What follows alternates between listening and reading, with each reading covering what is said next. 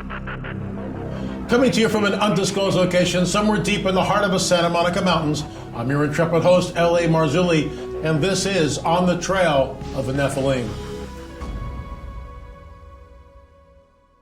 Folks, thanks for coming here on our YouTube channel to watch our very special presentation of On the Trail of the Nephilim. We are on the trail.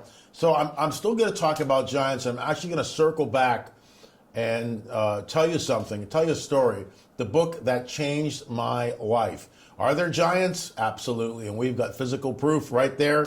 The Catalina giant that I discovered a picture of it on the museum. Was never supposed to see that. That is a 9-footer. So we'll get into that and so much more after a word from our sponsor, My Patriot Supply. Every day another shocking headline makes you wonder what tomorrow will bring. That's why those who know what's coming are using today to prepare. I'm talking about getting your family some high-quality emergency food from My Patriot Supply. My Patriot Supply is the nation's leading preparedness company.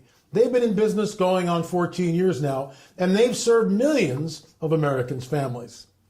Now they want to help you by giving you $50 off their popular 4-week emergency food kit. You get 4 weeks of food per person with meals designed to give you more than 2,000 calories a day. By the way, this food stays fresh for up to 25 years in proper storage, so it will be there when you need it. Other food goes bad really fast. Don't wait. Go to preparewithLAMarzulli.com and claim your 4-week emergency food kit. You'll save $50 per kit if you act now. Once again, folks, preparewithLAMarzulli.com. Don't wait, do it today. Folks, I'm here in the undisclosed location in the Santa Monica Mountains. We've got 3 canisters here, and we've got 6 back in Oklahoma. If you come here looking for politics, prophecy, and a supernatural report, you're not going to find it here, but you can find it by going to our Rumble, Roku, and Bitchute. That's where it is. We call it the pp&s report, the full Monty. In other words, everything which is in me. That uncensored, unfettered, go there and check it out. So in the meantime, let's get right into it. Giants in America. So I remember as a young Christian, and I'm 41 years old in the Lord. So this is circa 1980, and I'm basically born again, and the Bible, I'm sleeping with the Bible clutched to my chest every night. The warfare was so intense, and unfortunately the 2 mentors that I had, Wayne and Pastor Fred, didn't know a lot about spiritual warfare, didn't know about saying the blood of Jesus and the authority of a believer. I wasn't taught that till years later. As Russ Dizdar used to say, if believers were taught their authority in the first month of coming over in salvation, things would change. But I digress. The bottom line is this. I had trouble in reading the Old Testament. And it seemed like the God of the Old Testament was different than the God of the New Testament. You know, Jesus was loving and, okay, I mean, the whole thing with the temple, but even that was justified when he goes in and cleanses out the temple. I get that. But the God of the Old Testament, you know, you get to the flood and all of a sudden it's like, whoa, wait a minute. Who is this guy? Why is he wiping everybody? What's so egregious that he would do something like that? Later on, Tower of Babel. What's wrong with building a tower? I mean, they had nothing else to do, so why not, right? And then you get into the 5 kings, and we find this whole Sodom and Gomorrah stuff, and that's all destroyed. And then finally, when it comes to the Promised Land, and by the way, please excuse me, I'm fighting a little bit of a tickle in my throat last couple of days. It's not COVID. I don't have a fever. I have no aches and pains, but it's just a sore throat. When the temperature changes here, and it dropped last Friday down to like 48 degrees here in the morning. So that's what got me, I think. Anyway, but I digress once again. The bottom line is this. All of a sudden, the conquest of Canaan happens, and I almost threw the Bible up against the wall. I can't do this. Who is this? There seemed like a disparity between the God of the Old Testament and the God of the New Testament. And this throws off a lot of people because they don't understand the seed war. So 10 years goes by. It's like 1980, 89, 1990, right around in there. And a friend of mine who was a diehard atheist, well, what about life on other planets? And I had no answer for him. So I go down and UFOs.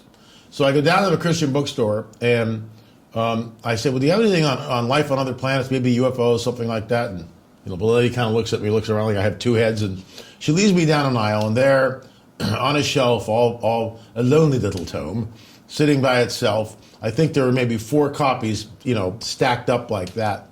And she handed me this book, The Omega Conspiracy, Dr. I.D.E. Thomas. And so I took it home.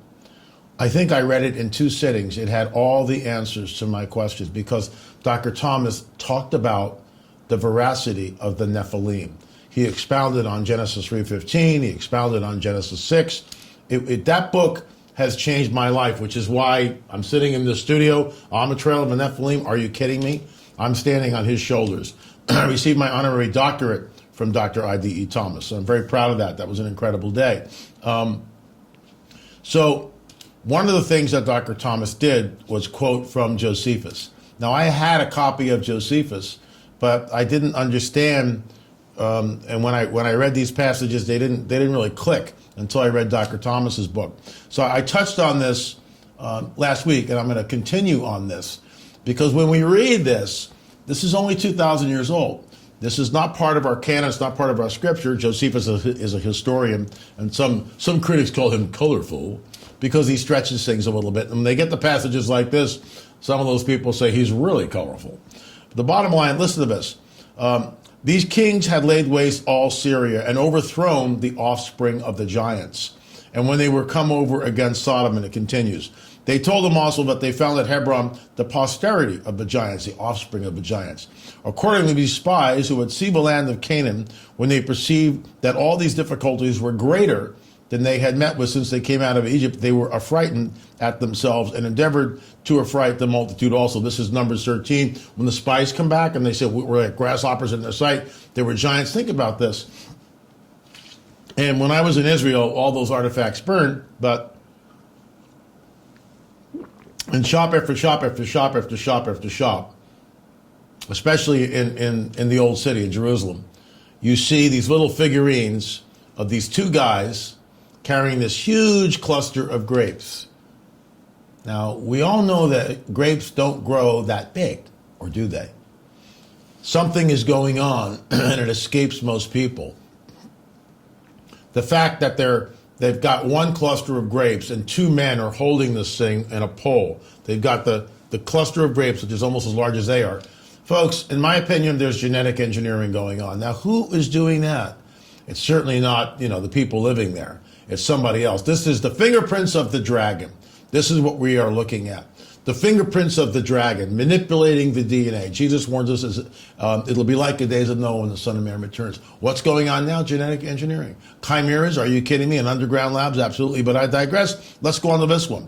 For which reason they removed their camp to Hebron, and when they had taken it, they slew all the inhabitants. They were till then left the race of giants, who had bodies so large and countenances so entirely different from other men that they were surprising to the sight and terrible to the hearing. Stop right there. What did they sound like? One of the names of one of the Nephilim tribes in the Levant, in the Promised Land, in the land of Canaan, are the buzzers, the Zanzumim. What did that sound like? There's all these different tribes, the Nephilim, the Zanzumim, the Imam, the Anakim, long necks. I mean, all these different, and in my opinion, what we are looking at is some sort of genetic tampering. That's why you get all these different tribes with different names that maybe denote different genetic characteristics. Now, that's conjecture on my part, I'll admit that. But something is going on here. And what's amazing, listen to this next sentence from Josephus. The bones of these men are still shown to this very day, unlike to any credible relations of other men. Now, they gave the city to the Levites as an extraordinary reward. So let me back up. The bones of these men are still shown to this very day. We actually show this in On the Trail of the Nephilim. Wesley Sangiorgi did a wonderful job in bringing that to light. It's just incredible what he did. And I'm not sure what episode it's in. It's either episode 1 or 2. The bottom line is bones were openly on display. It wouldn't be in a museum. They didn't have museums back then. It wouldn't be in the Temple Mount proper, but it could be near the Temple Mount. Why? Because what they wanted to do is show the Israelites, the Jews, what was in the land, what their ancestors had conquered. Now, why would Josephus write that unless it was true? Of course it was true. The bones of these men are still shown to this very day. 12-footers, Goliath's head, Goliath's sword, the skeleton of Goliath, we don't know. Not a lot of details. So anyway, circling back, This is one of the gold kings that was openly on display in Lima, Peru, till a few years ago when it was taken down. That is a giant. That is a very, very large skull, and you can see to the right just how big this guy would have been. And the question I ask all the time is, why can't we see this? What are they so afraid of? Why do they have to manage everything? And who is managing it? Who are the gatekeepers that say, well, you can look at this, but you can't look at that? Who creates the narrative that we're all supposed to kowtow down to? Who does that? Why can't we look? If Josephus is talking about the bones of these men are still shown this very day, you don't think the Israeli authorities have in their possession giant skeletons? I would say yes, they do. They've got them here too in the Smithsonian. Why can't we see them? What are they so afraid of? We had that gentleman on a few weeks ago talking about his encounter when the blade of the bulldozer hit a burial mound in this huge skull, 30-inch, think about that, 30-inch diameter, skull comes rolling out. Next day, the cell phones are confiscated, they're wiped clean, no pictures. There's armed guards there. What do you need an armed guard for a 12-foot skeleton? And this probably was about a 12-footer. So something is going on here, folks. Something is going on. I'll say it again. There is a hidden history that has been deliberately obfuscated from the peoples of this world, which is why we are on the trail of the Nephilim. Now, with COVID, we were supposed to be in an undisclosed location. Actually, even as I speak, we were supposed to be in this place filming, but it didn't happen. And it probably won't until air travel returns to normal, if and when that ever happens, who knows. So you can avail yourself to all 7 of these by going to streaming.lamarzulli.net, or if you want the hard copy, you've got to go to lamarzulli.net. What are you waiting for? If you don't have the money for the hard copies, I get that. That's why we've got them really low on our streaming site, so you can binge watch them all. There is so much information in these films, it'll blow your mind. I just want to thank my mentor who passed away several years ago, Dr. I.D.E. Thomas, for his groundbreaking work. And I think we are standing on his shoulders. As just look around the set. If you had told me 41 years ago I'd be doing this, I would have probably run out of the room going, what? It wasn't even on the radar. Okay, let's get into our UFO report. I think you'll find this clip extremely interesting. There, of course, is the classic silver disc. Pentagon UFO unit in the Spotlight report mentions off-world vehicles not made on this earth. Oh, pray tell. Tell us where they're made from. They know exactly who these entities are, where they are from, at least alive that they've been told, and on and on and on it goes. The great cover-up. This is the coming great deception and the Luciferian endgame. Jesus warns us that even the elect would be deceived if that were possible. Think about this. Think about this. And I'm going to talk about a very controversial passage of scripture later on this week. I'm not even going to tell you what it is, but it's very controversial. And I have held on to one position, and I'm even going to hold on to it maybe with one foot in concrete and the other foot, maybe the toes in concrete. Because I really believe that something is going on here, and the church needs to understand about the great falling away. Hint, hint, hint, hint, hint. So check this out. This was sent to us by our good friend Matt Brunet. What is reality? What is reality? As I say at conferences, and I haven't been to a conference since COVID, by the way, and no one knows where we are or what this is. In other words, if the universe, if America is similar to the universe, let's say we take the universe and we pretend America is the entire universe. There's planet Earth in Duluth, Dallas, Fort Worth, Tampa, New York City. No one knows. No one knows where we are or what this really is. Nobody. Nobody does. Oh, yeah. Well, there must be life on other planets, blah, blah, blah, blah, blah. But you don't know that, do you? You don't know that. What if we are living in some sort of a holographic universe? Let me show you this. This was sent to me by my good friend Matt Brunet, and it's a mind blower.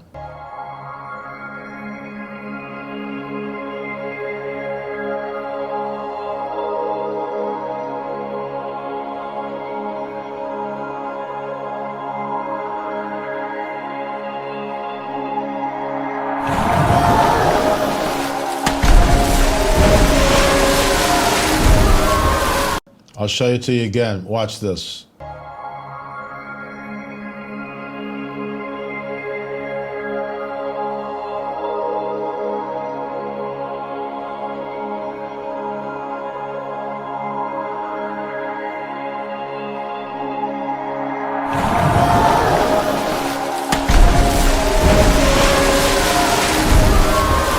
And you can see that the kids looking at this are absolutely blown away, as would anyone.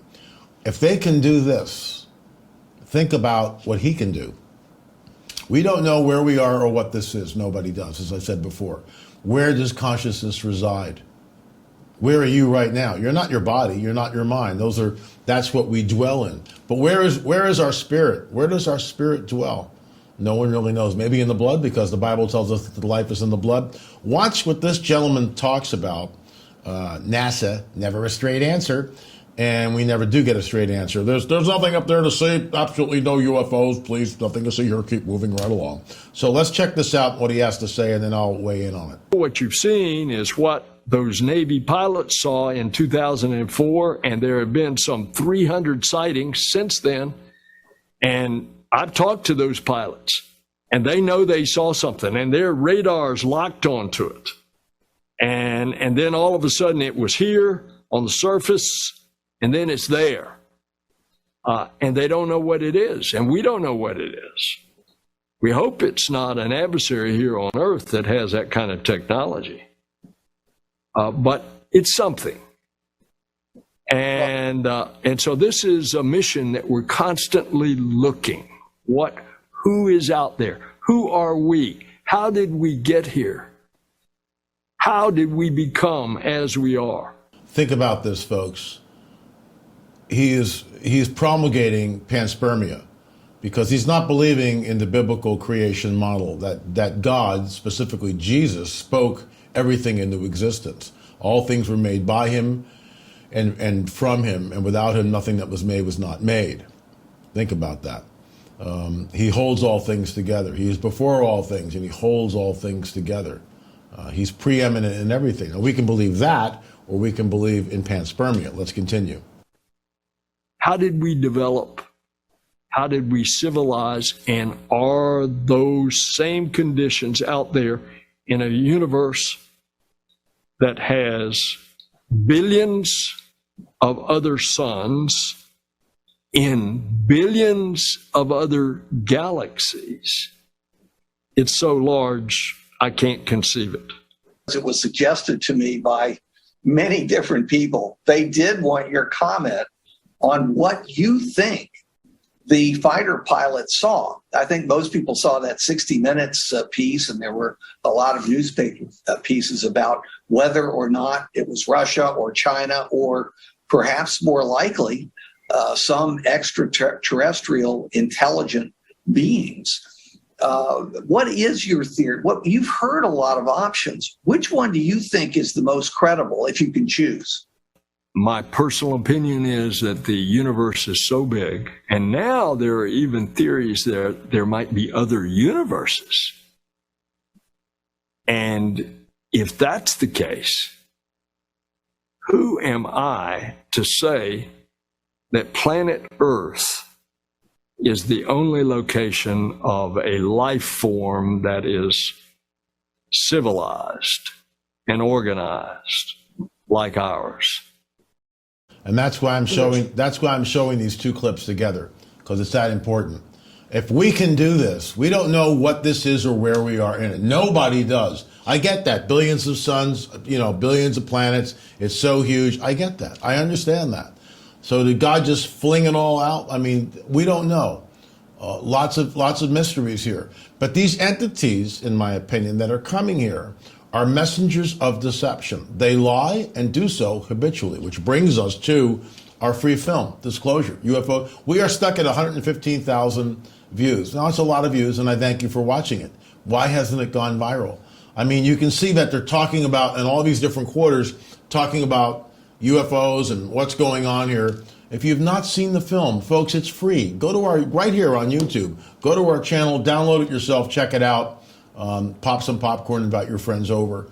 But I am working on part 2. It'll be out probably next year because of the rebuild here, and we're getting closer. We also have our GoFundMe page up for Russ Dizdar, for Shelley, Russ's wife, and you can check that out. A lot of people already have contributed, and we thank you for that. We'll be back here tomorrow. Thanks so much for watching On the Trail of the Nephilim, and of course our special UFO update. Remember, we'll see you on the air or in the air. There is an ancient site in New Hampshire that may date back 4,000 years. It is called America's Stonehenge. There are precise alignments of standing stones, which reflect the solstices and equinoxes. There is also a controversial stone table, which may have been used as an altar for human sacrifice. The site is built on an 18-and-a-half-year lunar cycle, like that of Stonehenge, England, and also the Great Circle Mound and the Octagon Mound complex in Ohio.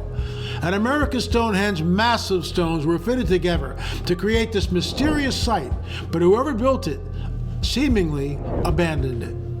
You will see just how incredible this site is as we reveal what appears to be a deliberate and orchestrated relationship to Stonehenge, England, as well as other megalithic sites around the globe. Journey with us as we explore America's Stonehenge.